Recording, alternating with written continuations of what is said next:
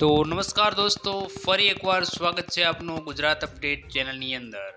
તો દોસ્તો, આજના વિડીયોમાં આપણે ખેડૂત સમાચાર, યોજનાઓ તેમજ વરસાદની આગાહી વિશે માહિતી મેળવવાના છીએ।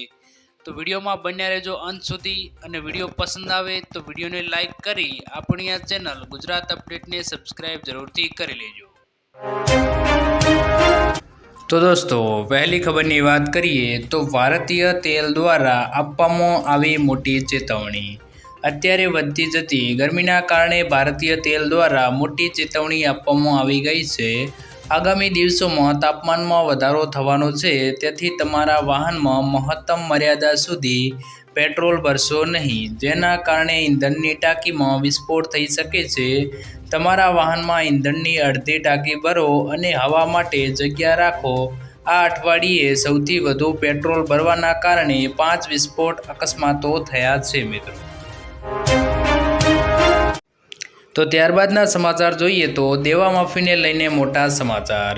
ખેડૂતોને મિત્રો એવી આશા હતી કે ચૂંટણી છે એટલે ખેડૂતોને રીઝવવા માટે સરકાર ખેડૂતોના દેવા માફ કરશે, પણ મિત્રો ગુજરાતમાં તો તેવી કોઈ પણ જાહેરાત કરવામાં આવી નથી, જેથી ખેડૂતોની દેવાના ભારમાંથી મુક્તિ મળે અને ખેડૂતોને એવી એક આશા હતી કે અમારા દેવા માફ થશે, ચૂંટણી પહેલાં દેવા માફીની જાહેરાતો થશે, તેવી ભેટ ખેડૂતોની સરકાર દ્વારા આપવામાં આવી નથી।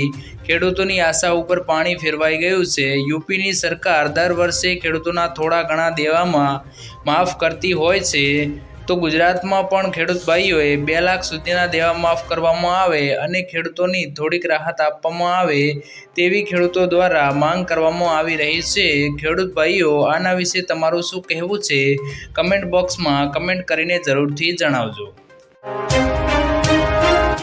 તો મિત્રો, ત્યારબાદના સમાચાર જોઈએ તો 2000ના હપ્તાને લઈને મોટા સમાચાર સામે આવ્યા છે। 2000નો હપ્તો મેળવવા માટે KYC કરાવવું ફરજિયાત હોય છે, જેની પદ્ધતિને મિત્રો સરકારે ખૂબ જ સરળ બનાવી દીધી છે। જેની વાત કરીએ તો કેન્દ્ર સરકારે PM કિસાન સન્માન નિધિ યોજનામાં મોટો ફેરફારો કર્યા છે। PM કિસાન સન્માન નિધિ હેઠળ નોંધાયેલા ખેડૂતોને હવે KYC માટે વન ટાઈમ પાસવર્ડ અથવા ફિંગરપ્રિન્ટની જરૂર પડશે નહીં। ખેડૂતો ફેસ ઓથેન્ટિકેશન એટલે કે ફેસ સ્કેનિંગ દ્વારા પણ આ કામ પૂર્ણ કરી શકે છે। આ માટે કેન્દ્રીય કૃષિ મંત્રી નરેન્દ્રસિંહ તોમરે PM કિસાનની મોબાઈલ એપ પર ફેસ ઓથેન્ટિકેશનની આ સુવિધા ઉપલબ્ધ કરી છે। તો મિત્રો, ત્યારબાદના સમાચાર જોઈએ તો આધાર કાર્ડ રાશન કાર્ડ સાથે લિંક કરાવવાની છેલ્લી તારીખ। જો તમે હજુ સુધી તમારા રેશન કાર્ડને તમારા આધાર કાર્ડ સાથે લિંક કરાવ્યું નથી, તો આ સમાચાર તમારા માટે મહત્વપૂર્ણ છે। ભારત સરકારે રેશન કાર્ડને આધાર કાર્ડ સાથે લિંક કરવાની છેલ્લી તારીખ 30 એપ્રિલ 2024 સુધી લંબાવી છે। અગાઉ આ સમય મર્યાદા માત્ર 31 માર્ચ સુધી નક્કી કરવામાં આવી હતી। અત્યંત અન્ય યોજના અને પ્રાથમિકતા ઘરેલુ યોજના હેઠળ લાભાર્થીઓ માટે રેશન કાર્ડને આધાર સાથે લિંક કરવું ફરજિયાત છે મિત્રો। તો મિત્રો, ત્યારબાદના સમાચાર જોઈએ તો 48 કલાક ભારે તોફાનની આગાહી। હવામાન વિભાગ મુજબ દક્ષિણ પશ્ચિમ બંગાળની ખાડીમાં લો પ્રેશરની સ્થિતિ સર્જાતા આગામી 48 કલાક દેશ માટે ભારેમાં ભારે સાબિત થઈ શકે છે। 24 મે બાદ ખાડીમાં ડિપ્રેશનના કારણે 25 મેના રોજ ચક્રવાત ભયાનક સ્વરૂપ લઈ શકે છે। ચક્રવાતમાં 60થી 90 કિલોમીટર પ્રતિ ઝડપે પવન ફૂંકાશે। ભારેમાં ભારે વરસાદ આંધ્રપ્રદેશ, પશ્ચિમ બંગાળ, ઓરિસ્સામાં વરસી શકે છે। વાવાઝોડું મ્યાનમાર, બાંગ્લાદેશ તરફ ફંટાશે। આમનું નામ રેમાલ સૂચવવામાં આવ્યું છે મિત્રો। તો ત્યારબાદના સમાચાર જોઈએ તો ગુજરાતમાં વાવાઝોડું ત્રાટકશે। હાલમાં જ બંગાળની ખાડીમાં સર્જાયેલું તીવ્ર ચક્રવાત 23 મેથી 27 મે વચ્ચે ઓડિશા, મહારાષ્ટ્ર અને ગુજરાતમાં ત્રાટકે તેવી શક્યતા રહેલી છે। મુંબઈ નોકાસ્ટમાં જણાવ્યા પ્રમાણે આગામી 28 મેની આસપાસ ગુજરાત અને મુંબઈમાં ભારે વરસાદની સંભાવના રહેલી છે। મુંબઈ નોકાસ્ટ એક્સ પર પોસ્ટ કરતાં લખ્યું છે કે ચક્રવાત ચેતવણી બંગાળની ખાડીમાં 23મી મેના રોજ તીવ્ર ચક્રવાતની અપેક્ષા છે, જે 23 મેથી 27 મેની વચ્ચે ઓડિશા, મહારાષ્ટ્ર અને ગુજરાતને અસર કરે તેવી શક્યતા રહેલી છે। તો મિત્રો ત્યારબાદના સમાચાર જોઈએ તો રેશન કાર્ડ ધારકો માટે મોટા સમાચાર। નેશનલ ફૂડ સિક્યુરિટી એક્ટ હેઠળ નોંધાયેલા અને નહીં નોંધાયેલા તમામ રેશન કાર્ડોએ ઈ-કેવાયસી કરાવવું ફરજિયાત છે। ઈ-કેવાયસી માટે હાલ કોઈ સમય મર્યાદા નથી।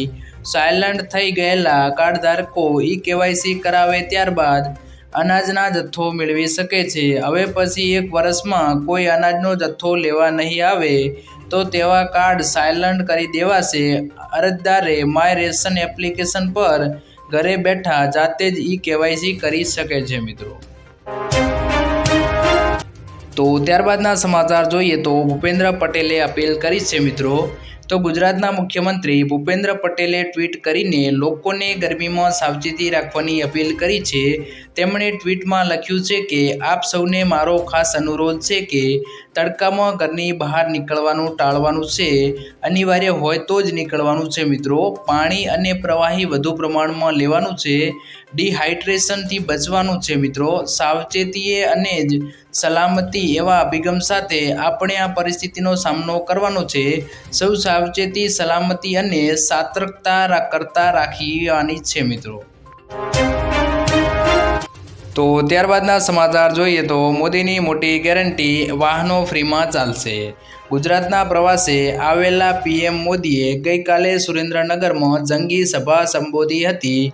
આ સભામાં તેમણે ફરી 300 યુનિટ વીજળી અને સોલાર વીજળી વિશે સમજાવતા લોકોને કહ્યું છે કે હવે પછીનો મેં પ્લાન તૈયાર રાખ્યો છે।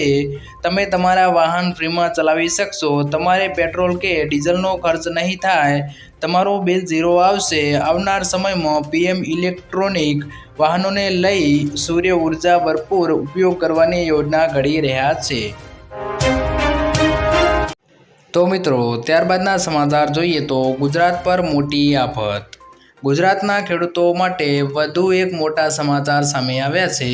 ગુજરાત પર એક મોટું વાવાઝોડું ત્રાટકી શકે છે। જી હા, હવામાન વિભાગે ચેતવણી જાહેર કરી છે કે આવતા અઠવાડિયે બંગાળની ખાડીમાં એક ભયાનક વાવાઝોડું આકાર લઈ રહ્યું છે અને તેનાથી ઓડિશા, મહારાષ્ટ્ર તેમજ આપણું ગુજરાત પ્રભાવિત થશે। 26 મેથી 4 જૂન વચ્ચે ગુજરાતમાં વાવાઝોડાની અસર જોવા મળશે અને ભારે વરસાદ પણ પડશે। પશ્ચિમ બંગાળ 100 થી 120 કિલોમીટરની ઝડપે પવન ફૂંકાવાની આગાહી આપવામાં આવી છે। જાણીતા આગાહીકાર અંબાલાલ પટેલે પણ ગુજરાતમાં વરસાદ સાથે ભારે તોફાનની આગાહી આપવામાં આવી છે। તો ત્યારબાદના સમાચાર જોઈએ તો મોદી સરકારનો મોટો નિર્ણય। સરકારે એનએસસી, સુકન્યા સમૃદ્ધિ યોજના અને પીપીએફના વ્યાજ દરોમાં કોઈ ફેરફાર કર્યો નથી।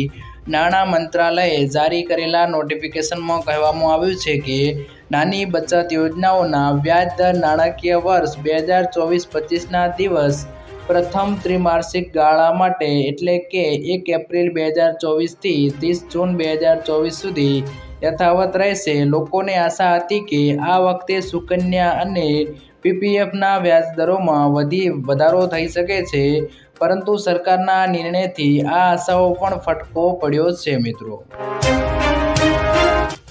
તો આગળના સમાચાર જોઈએ તો મોદી સરકારની 3 મોટી ભેટ। કેન્દ્ર સરકાર દ્વારા 3 મોટી જાહેરાત કરવામાં આવી છે। આ જાહેરાત અનુસાર ગરીબ અને મધ્યમ વર્ગના લોકોને સસ્તા ભાવે પ્રોડક્ટ મળશે। જે અંતર્ગત કેન્દ્ર સરકાર દ્વારા 3 પેકેજ બહાર પાડવામાં આવ્યા છે। જે અંતર્ગત ભારત આટા, ભારત રાઈસ તેમજ ભારત દાળના પેકેજ બહાર પાડવામાં આવ્યા છે। જ્યારે મિત્રો બજારની અંદર તેમની કિંમત 80 થી 150 રૂપિયાની વચ્ચે જોવા મળી રહી છે, પરંતુ સરકાર દ્વારા ગરીબો માટે આ પેકેજ ખરીદી શકે એટલા માટે સસ્તા ભાવે બહાર પાડવામાં આવ્યા છે। તો મિત્રો આગળની ખબરની વાત કરીએ તો રાશન કાર્ડ ધારકોને આટલી વસ્તુ મફત મળશે। જો તમે પણ પ્રધાનમંત્રી ગરીબ કલ્યાણ યોજનાનો લાભ લઈ રહ્યા છો તો હવેથી તમને 35 કિલો મફત અનાજ મળશે। મોદી સરકારે નવા વર્ષમાં આ મોટો નિર્ણય લીધો હતો અને તે માટે તમામ રાજ્યોને દિશા નિર્દેશ પણ આપી દેવાયા છે। આવતી 1 તારીખથી રાજ્યના અંદાજે 80 કરોડથી વધુ લોકોને મફત અનાજની સુવિધા મળશે। આમાં મહત્વની વાત તો એ છે કે તમને આખું વર્ષ ફ્રી અનાજનો ફાયદો મળશે? આવો તમને જણાવીએ કે કોને મહિને 35 કિલો ફ્રી અનાજ મળશે. તો મિત્રો, સરકારની તરફથી મળેલી માહિતી અનુસાર NFSA અંતર્ગત પ્રાથમિકતાવાળા પરિવારોને પ્રતિ વ્યક્તિ અને પ્રતિ મહિને ફ્રી અનાજનો લાભ મળશે. સરકાર દ્વારા જાણકારી અપાઈ છે કે લાભાર્થીને 5 કિલો મફત અનાજ મળશે. તો અંત્યોદય અન્ન યોજના અંતર્ગત પરિવારોને 35 કિલો પ્રતિ પરિવાર દર મહિને મફત અનાજ મળશે, જેથી તમામ રેશન કાર્ડ ધારકો પોતાના ગામની રાશનની દુકાને જઈને પોતાનું રાશન લઈ શકે છે. મિત્રો, તો ત્યારબાદના સમાચાર જોઈએ તો લીંબુના ભાવમાં મોટો ભડાકો. એક તરફ દેશભરમાં ગરમી તેનો કહેર વરસાવી રહી છે. લોકો પોતાના સ્વાસ્થ્ય માટે મોંઘી વસ્તુઓ લેવા પણ મજબૂર બન્યા છે. નાના લીંબુ પણ તેનું રૂપ દેખાડવાનું શરૂ કર્યું છે. કાળઝાળ ગરમીમાં લીંબુના ભાવ ઉંચક્યા છે. લીંબુના ભાવની વાત કરીએ તો પહેલાં 30 થી 40ની કિંમતમાં મળતા લીંબુ અત્યારે 130-160 રૂપિયા સુધી પહોંચી ગયા છે. અચાનક લીંબુના ભાવમાં ઉછાળો આવતા લોકો મોંઘા લીંબુ લેવા પણ મજબૂર બન્યા છે. તો ત્યારબાદના સમાચાર જોઈએ તો આજના સૌથી મોટા ખેડૂત સમાચાર.